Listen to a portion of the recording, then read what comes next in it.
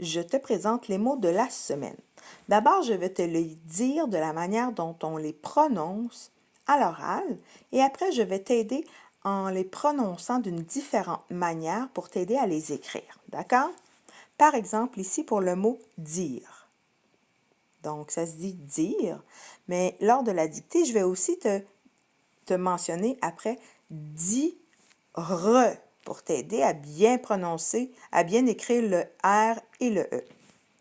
Même chose pour ce mot. On le dit très rapidement. Écoute bien. Vite. Vite. Lors de la dictée, je vais te dire vite. Ça s'écrit vite. C'est ce que je vais te dire. Maintenant, ici, la banane. La banane. Et après, je vais te dire, écoute bien, voici comment tu dois l'écrire. Banane. Maintenant, la lecture. La lecture. Écoute bien comment tu dois l'écrire maintenant. Lecture. Ici, la tante. Oh, attention ici.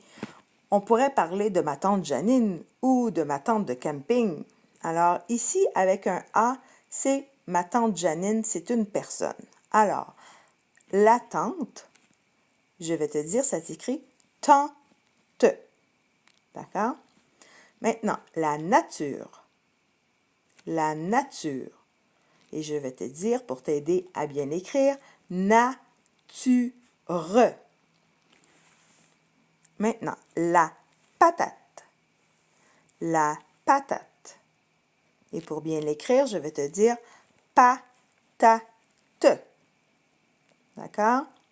Maintenant, ici, on voit un élève.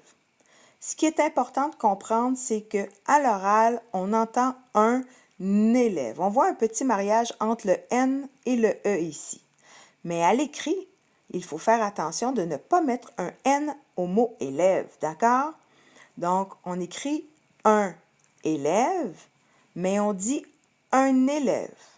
Je répète, on écrit un élève et lorsqu'on le prononce, on dit un élève.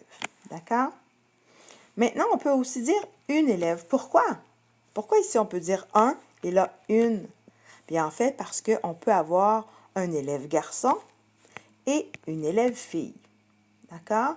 Ici, c'est la même chose pour le une, comme j'ai expliqué en classe, on ne prononce pas un. Je vais prendre le crayon pour bien t'expliquer.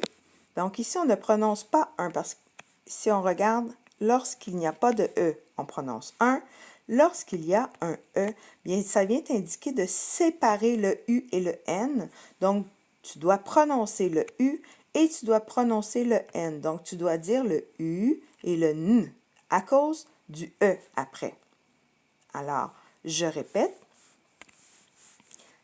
Lorsque tu vois juste UN, pas de lettre après dans le mot, on prononce un. Et ici, lorsqu'il y a un E, ça vient t'indiquer de séparer le U et le N lorsque tu le dis. Donc, tu dis une. Est-ce que ça va? Donc, je vais effacer tout ça. Et je poursuis. Donc, une élève. Élève. Maintenant, malade. Malade. Et là, je vais te dire, pour t'aider à l'écrire, malade. D'accord? Maintenant, ici, le malade. Malade. Et c'est la même chose ici. La malade. La malade. Et là, je vais te répéter. Malade. Et ici, on a le pour un homme ou un garçon qui est malade. Et ici, on a la si c'est une femme ou une fille qui est malade. Alors, voilà.